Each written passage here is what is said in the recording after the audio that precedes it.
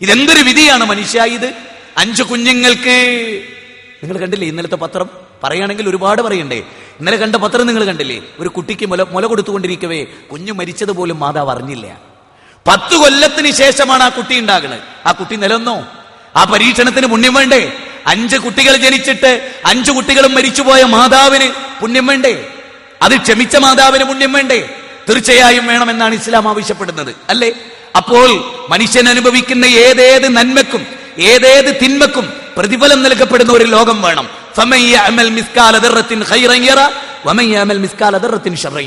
അണുമണിത്തൂക്കം തിന്മ ചെയ്താൽ അതിന് പ്രതിഫലമുണ്ട്. അണുമണിത്തൂക്കം തിന്മ ചെയ്താൽ അതിന് ശിക്ഷയുണ്ട്. അണുമണിത്തൂക്കം നന്മ ചെയ്താൽ അതിന് രക്ഷയുമുണ്ട്, പുണ്യവുമുണ്ട് എന്ന് പഠിപ്പിക്കുന്ന വിശുദ്ധ ഖുർആൻ 99-ാം അധ്യായം 8-9 വചനങ്ങൾ, അതുപോലെ തന്നെ 38-ാം അധ്യായം 28-ാമത്തെ വചനം. അപ്പൊ പുണ്യം ചെയ്യുന്നവരും നന്മ ചെയ്യുന്നവരും തിന്മ ചെയ്യുന്നവരും തുല്യമാകാത്ത, എല്ലാവരെയും തൂക്കി കണക്കാക്കുന്ന മഅ്ശറ. ഒരു കഥ പറഞ്ഞുകൊണ്ട് ഞാൻ എൻ്റെ വിഷയം അവസാനിപ്പിക്കുന്നു. 8 മാസം പ്രായമായൊരു കുഞ്ഞ്, ഗർഭപാത്രത്തിൽ വളരുന്ന ഒരു കുഞ്ഞിനോട് ഭൂമിയിൽ നിന്നൊരു ദൂതൻ ചെന്നിട്ട് പറയാൻ, മോനെ 2 മാസം കൂടി കഴിഞ്ഞാൽ നീ ഗർഭപാത്രത്തിൽ നിന്ന് പുറത്തേക്ക് പോകും. വിശാലമായ ആകാശം, ഭൂമി, സാഗരങ്ങൾ, അത്ഭുതങ്ങൾ, സൂര്യൻ, ചന്ദ്രൻ, ഇതെല്ലാമുള്ള വിശാലമായ ഒരു ലോകത്തേക്ക് മോനെ നീ കടന്നു പോകും. അപ്പൊ ആ കുട്ടി ഒരൊറ്റ ചിരിയാണ്. 8 മാസക്കാലം ഗർഭപാത്രത്തിൽ പൊക്കിൾക്കൊടിയിൽ കിടന്ന് തിരിഞ്ഞിരുന്ന ഞാൻ അനന്തവിസ്തൃതമായ മറ്റൊരു ലോകത്തേക്ക് പോകുന്നു. ഗർഭപാത്രത്തിലെ കുട്ടിയുടെ ചോദ്യം, അങ്ങനെ ഒരു ലോകമുണ്ടെന്നോ? അങ്ങനെ ലോകത്തുനിന്ന് പുറത്തേക്ക് പോയ ആരെങ്കിലും തിരിച്ചു വന്നിട്ട് അങ്ങനെ ഒരു ലോകം എന്ന് പറഞ്ഞിട്ടുണ്ടോ? ഉണ്ടോ? ഇല്ല. അങ്ങനെ ഒരു ലോകല്ലേ? ഇല്ലേ? ഇല്ലേ? ഉണ്ടായിട്ടില്ലേ? ഗർഭപാത്രത്തിലെ 10 മാസം കഴിഞ്ഞ് വിശാലമായ ഒരു ലോകത്തേക്ക് നമ്മൾ എത്തുന്നു നമ്മൾ വിചാരിച്ചോ? ഇല്ല എന്ന് വാശി പിടിച്ചാൽ വരാതിരിക്കോ? അങ്ങനെ ഒരു ലോകമില്ലെന്ന് നിഷേധിച്ചാൽ ഇല്ലാതിരിക്കോ? മരണത്തിന് ശേഷം ഒരു ജീവിതമില്ലെന്ന് മരിച്ചതിന് ശേഷം ആരും പറഞ്ഞിട്ടില്ല എന്നതുകൊണ്ട് ഗർഭപാത്രത്തിൽ ഒരു കുട്ടിക്ക് പുറം ലോകം എന്നൊരു ലോകം ഇല്ലെന്ന് നിഷേധിച്ചാൽ അങ്ങനെ ഒരു ലോകത്തെ ഇരിക്കേണ്ടി വരില്ലേ? തീർച്ചയായും വരും. ഇനിയോ ഈ മെസ്സേജ് പാസ് ചെയ്ത ദൂതനാരാ? അത് പരിശോധിച്ചാൽ വിഷയം ക്ലിയറായി. ഈ ദൂതൻ ജീവിതത്തിൽ എപ്പോഴെങ്കിലും കള്ളം പറഞ്ഞിട്ടുണ്ടോ? എപ്പോഴെങ്കിലും കള്ളം പറഞ്ഞിട്ടുണ്ടോ? അതാണ് ഒന്നാമതായി പരിശോധിക്കേണ്ടത്. ഇല്ല, ഈ ദൂതൻ ഒരിക്കലും കള്ളം പറഞ്ഞിട്ടില്ല. പിന്നെയോ, ഈ ദൂതൻ അങ്ങനെ 2 ലോകത്തും പോയിട്ടുണ്ടോ? അതെ. അതാണ് വിലയിരുത്താനുള്ളത്. മുഹമ്മദ് നബി സല്ലല്ലാഹു അലൈഹി വസല്ലമ ലോകത്ത് ഒരിക്കലും കള്ളം പറഞ്ഞിട്ടില്ലാത്ത അബൂ സുഫിയാൻ നേഗസ് രാജാവിന്റെ കൊട്ടാരത്തിൽ ചെന്നപ്പോ നബിയുടെ ബദ്ധവൈരിയായ അബൂ സുഫിയാൻ, ഞാൻ എന്റെ തലമുടിയിൽ എണ്ണ തേക്കില്ല മുഹമ്മദിനെ കൊന്നിട്ടല്ലാതെ എന്ന് പ്രഖ്യാപിച്ച അബൂ സുഫിയാൻ നേഗസ് രാജാവിന്റെ കൊട്ടാരത്തിൽ ചെന്ന്, ഈ ആള് കള്ളം പറയുന്ന ആളാണോ മുഹമ്മദ്? അല്ല, ഒരിക്കലുമല്ല. ജീവിതത്തിൽ ഒരിക്കലും കള്ളം പറഞ്ഞിട്ടില്ലാത്ത ആളാണ് മുഹമ്മദ് നബി എന്ന് സർട്ടിഫിക്കറ്റ് നൽകുന്ന അബൂ സുഫിയാൻ റളിയല്ലാഹു അൻഹു. നബി സല്ലല്ലാഹു അലൈഹി വസല്ലമയുടെ 100,000 വരുന്ന സഹാബികൾ ജീവിതത്തിൽ ഒരിക്കലും കള്ളം പറഞ്ഞിട്ടില്ലാത്ത ആളാണ് ഈ പ്രവാചകൻ.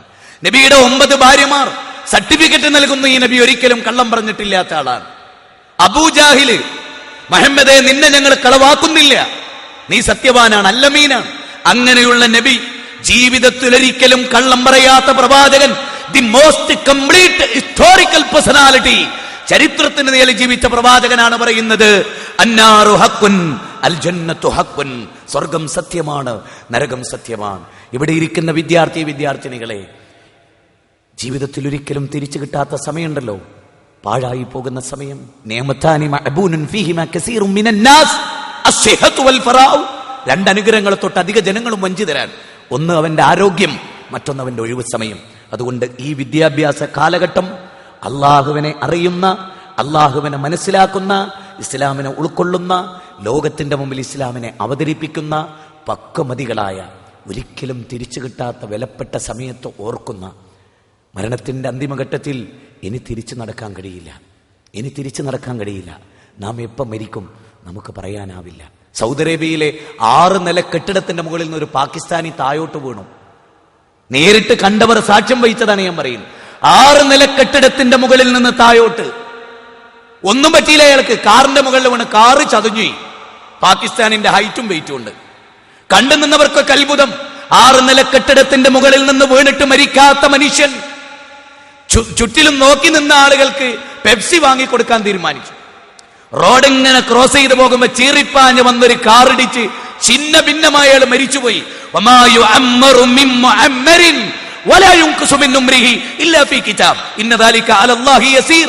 ആർക്കൊക്കെ അല്ലാഹ് ദീർഘായുസ് നൽകും, ആർക്കൊക്കെ അല്ലാഹ് ഹ്രസ്വായുസ് നൽകും, നമുക്ക് പറയാൻ കഴിയില്ല. ആർക്കൊക്കെ അല്ലാഹ് ദീർഘായുസ് നൽകുക, ആരൊക്കെ ഹ്രസ്വായുസ് നൽകുക. അതുകൊണ്ട് നമ്മളൊക്കെ എത്ര കാലം ജീവിക്കും നമുക്കറിയില്ല. നമ്മുടെ ടോക്കന്റെ സമയം ഇന്ന് രാത്രി 12 മണിയാണെങ്കിലും നടന്നിരിക്കും. ആർക്കൊക്കെ അല്ലാഹ് ദീർഘായുസ് നൽകി പറയാൻ കഴിയില്ല.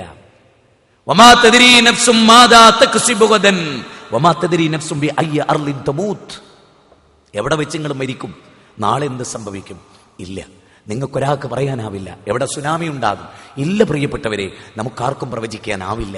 35-ാം അധ്യായം 11-ാമത്തെ വചനം, 31-ാം അധ്യായം 34-ാമത്തെ വചനം. അള്ളാഹു നമ്മെ അനുഗ്രഹിക്കുമാറാകട്ടെ. പ്രിയപ്പെട്ടവരെ, നിങ്ങൾക്ക് വലിയൊരു ബാധ്യതയും വലിയൊരു അനുഗ്രഹവും 3 ദിവസം ഇവിടെ വരാൻ, ഒന്നിച്ചിരിക്കാൻ, കാര്യങ്ങൾ പങ്കുവെക്കാൻ, ജീവിതത്തിന്റെ അർത്ഥതലങ്ങളെക്കുറിച്ച് അന്വേഷിക്കാൻ, ഗൗരവപ്പെട്ട് ചിന്തിക്കാൻ, പൊലിഞ്ഞുപോയ യൗവനം വീണ്ടെടുക്കാൻ, ദുഷ്ട ചിന്തകളിൽ നിന്നും മ്ലേച്ഛ പ്രവൃത്തികളിൽ നിന്നും മനസ്സിനെ ശുദ്ധീകരിക്കാൻ. യൗമലാ യൻഫഉ മാലും വലാ ബനൂൻ ഇല്ലാ മൻ അത്തല്ലാഹ ബിഖൽബിൻ സലീം. കുറ്റമറ്റ മനസ്സുമായി, സമ്പത്തും സന്താനങ്ങളും ഉപകരിക്കാത്ത അള്ളാഹുവിന്റെ സന്നിധാനത്ത് നമ്മളെത്തും. അന്ന് കുറ്റമറ്റ മനസ്സിന്റെ ഉടമകളായി ആ നാഥനെ കണ്ടുമുട്ടാൻ കഴിയണം. 26-ാം അധ്യായം 88-89 വചനങ്ങൾ. അലാ ഫഇന്ന ഫിൽ ജസദി മുളഅ ഇദാ സ്വലഹത സ്വലഹൽ ജസദു കുല്ലുഹു വഇദാ ഫസദത ഫസദൽ ജസദു കുല്ലുഹു അലാ വഹിയൽ ഖൽബ്. അറിയുക, നിങ്ങളുടെ ശരീരത്തിലൊരു മാംസക്കട്ടയുണ്ട്. അത് നന്നായാൽ ശരീരം മുഴുവനും ക്ലീനായി. അത് കേടുവന്നാൽ ശരീരം മുഴുവനും കേടുവന്നു. അത് നിങ്ങളുടെ കൽബാണ്. ആ കൽബിനെ നന്നാക്കുക. അള്ളാഹു നമ്മെ അനുഗ്രഹിക്കട്ടെ. ഖുർആനും സുന്നത്തും അനുസരിച്ച് ജീവിക്കുന്ന സജ്ജനങ്ങളിൽ, സ്വാലിഹീങ്ങളിൽ അള്ളാഹു നമ്മെ ഉൾപ്പെടുത്തുമാറാകട്ടെ. ലോകത്തിലെ ഉന്നതമായ സംസ്കാരത്തിന്റെ ഉടമകളാക്കി അള്ളാഹു നമ്മെ പരിവർത്തിപ്പിക്കുമാറാകട്ടെ. സത്യത്തിന്റെ സൽപാന്താവിലൂടെ സഞ്ചരിച്ച് മാനവരാശിയെ വെളിച്ചത്തിന്റെ ധാരയിലേക്ക് കൈപിടിച്ചുയർത്തി വെളിച്ചം പകർന്നുകൊടുത്ത് ഏറ്റവും ധന്യമായ ജീവിതം നയിച്ച് ഒരു മഹാ അധ്യായമായി, മാതൃകായോഗ്യമായ അധ്യായമായി മയ്യത്ത് ചുമക്കുന്ന ആയിരങ്ങളുടെ കണ്ടനാളങ്ങളിൽ നിന്ന് ശ്രേഷ്ഠമായ ജീവിതം നയിച്ച വ്യക്തിയായിരുന്നു ഇത് എന്ന് ലോകത്തിന് പറയാൻ പോന്ന, ജീവിതത്തെ അർത്ഥവത്താക്കി തീർക്കുന്ന മഹാത്യാഗിവര്യന്മാരിൽ അള്ളാഹു നമ്മെ ചേർക്കുമാറാകട്ടെ. പടച്ചവൻ നമ്മെ അനുഗ്രഹിക്കുമാറാകട്ടെ. റബ്ബനാ ഹബ് ലനാ മിൻ അസ്വാജിനാ വദുർരിയാതിനാ ഖുർറത അഅ്യുനിൻ വജഅൽനാ ലിൽ മുത്തഖീന ഇമാമാ. റബ്ബനാ ലാ തുസിഗ ഖുലൂബനാ ബഅദ ഇദ് ഹദൈതനാ വഹബ് ലനാ മിൻ ലദുൻക റഹ്മ ഇന്നക അൻതൽ വഹാബ്. റബ്ബനാ ആതിനാ ഫിദ് ദുനിയ ഹസന വഫിൽ ആഖിറതി ഹസനത വഖിനാ അദാബന്നാർ. ആമീൻ ബിറഹ്മതിക യാ അർഹമർ റഹീമീൻ. അസ്സലാമു അലൈക്കും വറഹ്മത്തുള്ളാഹി വബറകാതുഹു.